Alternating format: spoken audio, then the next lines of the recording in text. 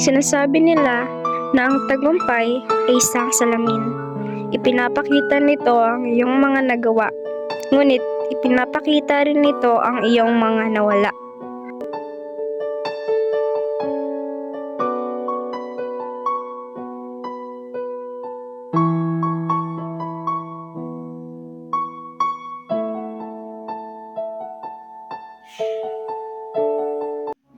Nagtayo ako ng isang imperyo. Mayroon na ako ng lahat ng aking pangarap. O kaya naman ay ganoon ang sabi nila. Ang mga negosyo, ang mga kapangyarihan, ang mga prestihiyo, parang wala namang saysay lahat. Isang hawlang ginto. Before it's too late, I'll take a step away. I know one word won't make me go rushing back to you.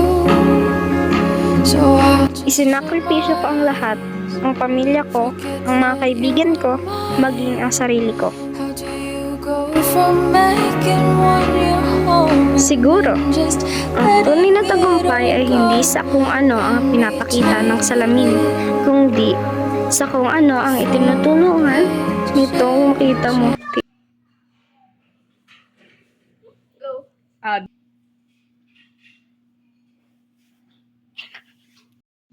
Isa pa.